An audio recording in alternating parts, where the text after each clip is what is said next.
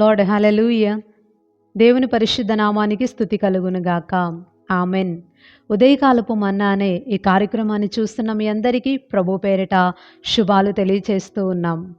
పరిశుద్ధ గ్రంథంలో నుంచి ఒక వాక్యాన్ని మనం ధ్యానం చేసుకుందాం. 103వ కీర్తన 2వ వచనాన్ని మనం చదువుకుందాం.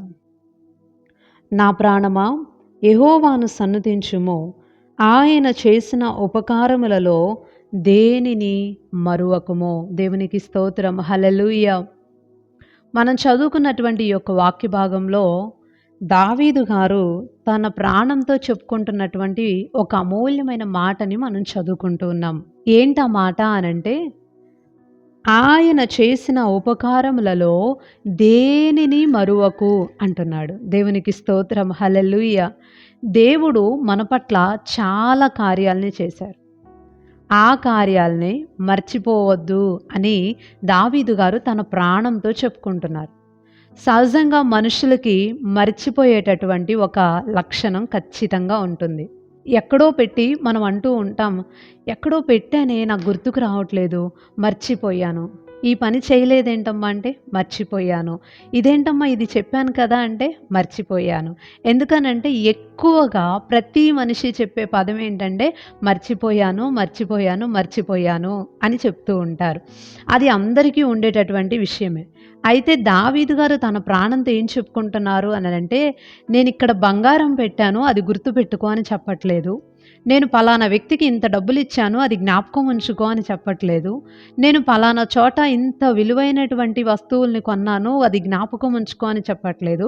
తనకి కలిగినది ఏది కూడా ఇది గుర్తుపెట్టుకో అది గుర్తుపెట్టుకో అని తన ప్రాణంతో చెప్పుకోవట్లేదు. కానీ ఆయన ఏం చెప్పుకుంటున్నాడు అని అంటే, దేవుడు నా కోసం నా జీవితంలో ఎన్నో ఉపకారాలు చేశాడు, దానిని నీవు మర్చిపోవద్దు అంటున్నాడు. దేవునికి స్తోత్రం. హల్లెలూయా.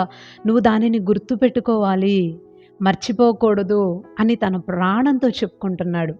ఈ రోజుల్లో ఈ మాటని మనము ఆగి ఆలోచిస్తే ఎంతమంది తన ప్రాణంతో దేవుడు ఎన్నో కార్యాలు చేశాడు మర్చిపోవద్దు అని చెప్తున్నారు. ఈజీగా, చాలా సులువుగా దేవుడు ఎన్నో కార్యాలు చేస్తే వాటన్నిటినీ కూడా మర్చిపోయే వాళ్ళే ఎక్కువగా ఉంటున్నారు. దావీదు జీవితంలోనే కాదు కానీ మన జీవితంలో కూడా దేవుడు చాలా కార్యాలు చేశాడు. మనం ప్రభువుని నమ్ముకున్న దగ్గర నుంచి మొదలు పెట్టుకొని ఆలోచిస్తే ఒకటి కాదు రెండు కాదు అనేకమైన అద్భుత కార్యాలని, అనేకమైనటువంటి ఉపకారాలని, మనం ఆశ్చర్యపోయే కార్యాలని దేవుడు మన పట్ల చేశాడు. చాలాసార్లు మనం చెప్తూ ఉంటాం, నేను ఇది పొందటానికి అర్హురాల్ని కాదండి, నేను ఎప్పుడైనా ఈ చిన్న ఇల్లు కట్టుకుంటే చాలనుకున్నాను కానీ దేవుడు పెద్ద డాబా ఇచ్చాడు. ఎప్పుడైనా ఒక బండి కొనుక్కుంటే చాలనుకున్నాను కానీ దేవుడు కారు ఇచ్చాడు. ఎప్పుడైనా ఒక కొద్దిగా డబ్బు మనం కూడబెట్టుకుంటే చాలు అనుకున్నాను కానీ దేవుడు చాలా డబ్బునిచ్చాడు. నాకు ఆ స్తోమత లేదు కానీ దేవుడు నాకు చాలా చేశాడు అంటూ చాలామంది సాక్ష్యాలు చెప్పడం మనం వింటూ ఉంటాం. నిజమే, మనము అందుకు అర్హులం కాకపోయినప్పటికీ కూడా దేవుడు మనందరి పట్ల చాలా గొప్ప కార్యాలని చేస్తూ వచ్చాడు, ఆశ్చర్యపోయే కార్యాలని చేస్తూ వచ్చాడు. అయితే ఈ రోజుల్లో చాలామంది ప్రజల్ని మనం గమనించినట్లయితే వారు దేవుని విషయంలో కృతజ్ఞతాహీనులుగా ఉన్నారు. దేవుడు చేసినటువంటి కార్యాలని మర్చిపోయేవారిగా ఉన్నారు. అప్పట్లో చేశాడు కానీ ఇప్పుడు జరగనటువంటి ఒక్క విషయం కోసం ఆ దేవుడు నాకేం చేశాడు అని దేవునినే ప్రశ్నిస్తూ అవసరమైతే దేవునిని వదిలిపెట్టేసేంత పరిస్థితిలోనికి ప్రజలు వెళ్ళిపోతూ ఉన్నారు. కానీ దావీదు గారు అంటున్నారు, తన ప్రాణంతో చెప్పుకుంటున్నారు, నువ్వు దేవుని చేసిన కార్యాలని ఎప్పటికీ మర్చిపోవద్దు అని. దేవునికి స్తోత్రం. హల్లెలూయా. నిజంగానే మనం ఎప్పుడూ కూడా ఏది గుర్తుపెట్టుకున్నా గుర్తుపెట్టుకోకపోయినా దేవుడు మన పట్ల చేసినటువంటి కార్యాలను మాత్రం ఎప్పుడూ జ్ఞాపకంలో ఉంచుకోవాలి. దానిని బట్టి ఎప్పుడూ మనం ప్రభువుని స్తుతిస్తూ ఉండాలి. దేవుడు చేసిన మేలుల్ని బట్టి ఆయన నామాన్ని ఎప్పుడూ ఘనపరుస్తూనే ఉండాలి. జరగనటువంటి విషయాన్ని చూసి చేసిన మేలుల్ని పక్కన పెట్టేసేవారిగా మనం ఉండకూడదు. ఈ రోజుల్లో మనుషుల జీవితాన్ని మనం గమనించినప్పుడు చాలామంది దగ్గర నుంచి మనం ఎంతో సహాయాన్ని పొందుకుంటాం, ఎన్నో మేలుల్ని పొందుకుంటాం. కానీ ఒక టైం వచ్చినప్పుడు అంతా అయిపోయిన తర్వాత ఏదో ఒక చిన్న విషయం మనం అడిగింది వాళ్ళు చేయలేదని, మనం అడిగింది ఇవ్వలేదు అని చెప్పి, వారు చేసిందంతా మర్చిపోయి పూర్తిగా వారికి దూరం అయిపోతూ ఉంటాం. ఈ రోజుల్లో ఇదే ఎక్కువ కొనసాగుతూ ఉంది. సొంత వాళ్ళైనా, బయట వాళ్ళైనా సరే ఎంత మేలైనా చేయనివ్వండి, ఖచ్చితంగా ఒక టైం వచ్చినప్పుడు అందరూ దూరం అయిపోతూ ఉంటారు. పక్కన పెట్టేస్తూ ఉంటారు. మనం చేసింది మనం ఇంత చేశాం అస్సలు గుర్తు కూడా లేదా అని అనిపిస్తూ ఉంటుంది చేసిన వారికి. అవును కదండీ! మీ విషయంలో కూడా అలా జరిగే ఉంటుంది కదా! మనుషులంగా మన విషయంలోనే ఇలా ఉంటే, ప్రజలు దేవుని విషయంలో కూడా ఇలాగే చేస్తున్నారు. అందుకే పౌలు గారు తిమోతికి పత్రిక రాస్తూ తిమోతితో చెప్తారు, అంత్య దినాల్లో ప్రజలు కృతజ్ఞతాహీనులుగా ఉంటారు అని చెప్పారు. ఇప్పుడు మనం అదే ఎక్కువగా చూస్తూ ఉన్నాం. కృతజ్ఞతాహీనులుగా ఉంటారు. కానీ దేవుడు మన నుంచి ఏం కోరుకుంటాడంటే, దేవుడు మనకి ఏది చేసినా, ఏది చేయకపోయినా, మనం ఎప్పుడూ కూడా ఆయన మన పట్ల చేసినటువంటి కార్యాలని గుర్తు చేసుకోవాలి అని, ఆయన నామాన్ని ఘనపరచాలి అని, వాటిని బట్టి మనం ప్రభువు మీద విశ్వాసంలో తొలగిపోకుండా స్థిరంగా, దృఢంగా నిలబడేవారిగా ఉండాలి అని దేవుడు మన నుంచి కోరుకుంటాడు. అందుకే దావీదు గారు బంగారమో, వెండో లేకపోతే విలువైన వాటిని గురించో తన ప్రాణంతో చెప్పుకోలేదు. కానీ, నా ప్రాణమా దేవుడు చేసిన ఉపకారాల్లో ఏది కూడా నువ్వు మర్చిపోవద్దు అని చెప్పారు. బైబిల్ గ్రంథంలో ఇశ్రాయేలీయుల ప్రజలు మనకు కనిపిస్తూ ఉంటారు. వారి జీవితంలో దేవుడు చేసిన కార్యాలైతే చాలా గొప్పవి. ఆశ్చర్యపోయే కార్యాలు. అసలు ఇంకెవ్వరి పట్ల కూడా దేవుడు అంత పెద్ద అద్భుత కార్యాల్ని చేయలేదేమో అన్ని కార్యాలు చేశాడు దేవుడు.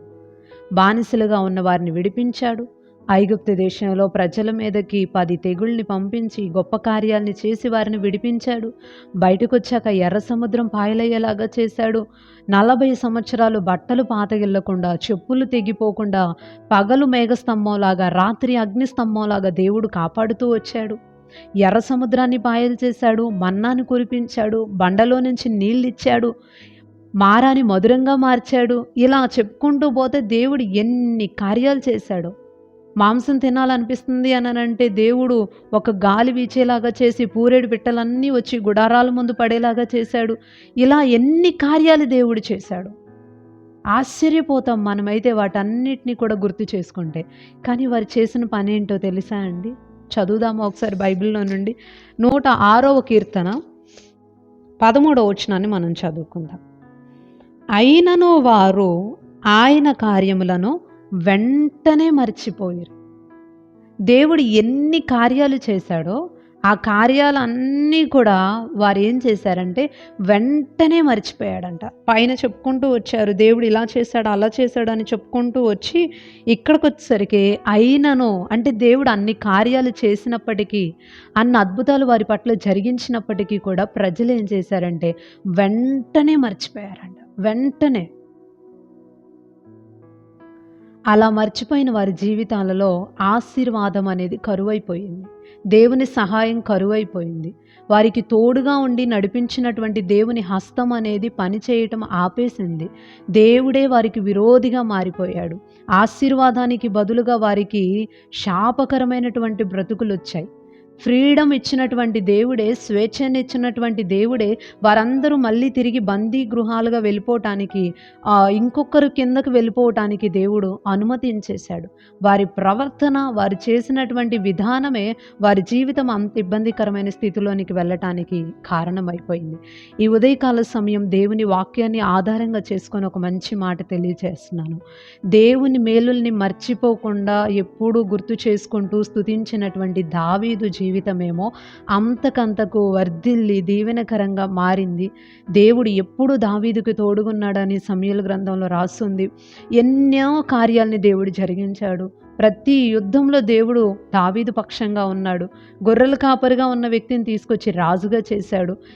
ఏది కూడా కరువు కాకుండా, ఇబ్బంది లేకుండా, కొదువ లేకుండా సర్వ సమృద్ధితో దేవుడు దావీదుని నింపేశాడు. తనతో చేసినటువంటి వాగ్దానాలు, నిబంధనలు అన్నీ కూడా దేవుడు నెరవేర్చాడు. ఒక ఆశీర్వదింపబడిన జీవితం అనేది తనలోనికి వచ్చేసింది. ఎందుకో తెలుసా? దేవుని కార్యాలను ఆ వ్యక్తి మర్చిపోలేదు కాబట్టి, గుర్తుపెట్టుకొని ఎప్పుడు ప్రభువుని స్తుతించాడు కాబట్టి. ఇశ్రాయేలీయుల ప్రజలు మర్చిపోయారు. వారికి దేవుని సహాయం కరువైపోయింది, ఆశీర్వాదం కరువైపోయింది. దావీదు గుర్తుపెట్టుకున్నాడు.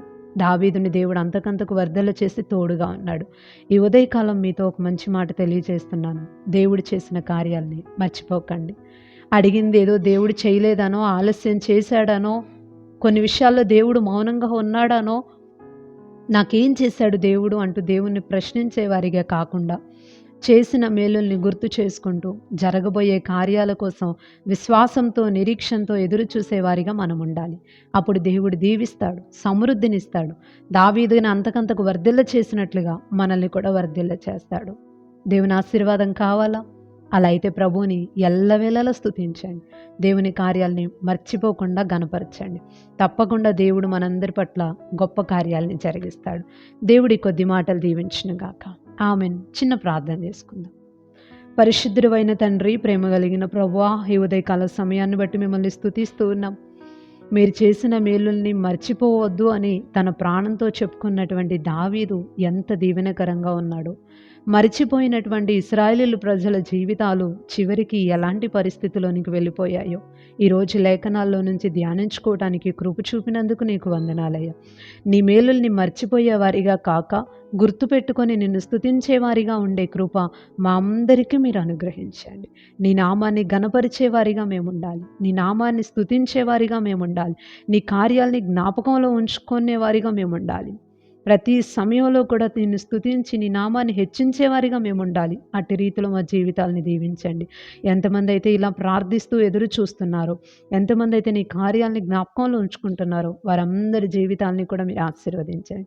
గొప్ప కార్యాలు జరిగించమని వేడుకుంటూ ఉదయకాలపు దీవెనలతో నింపి ఆరోగ్యాన్ని, క్షేమాన్ని, నీ యొక్క సమాధానాన్ని, సంతోషాన్ని అందరికీ అనుగ్రహించమని ప్రార్థిస్తూ నజరేయుడును శక్తి కలిగిన యేసుక్రీస్తు వారి శ్రేష్టమైన నామములో ఈ ప్రార్థన అడిగి వేడుకుంటున్నాం పరమ తండ్రి. ఆమెన్. ఆమెన్. అందరికీ వందనాలండి. మరలా తిరిగి రేపు ఉదయకాల సమయం ఉదయకాలపు మన్నా అనే ఇదే కార్యక్రమంలో పాల్గొని దేవుని మాటలు విని దీవించబడదాం. అప్పటి వరకు దేవుని యొక్క మహా గొప్ప కృప మనందరికీ తోడయండి నడిపించునుగాక. ఆమెన్. Praise the lord.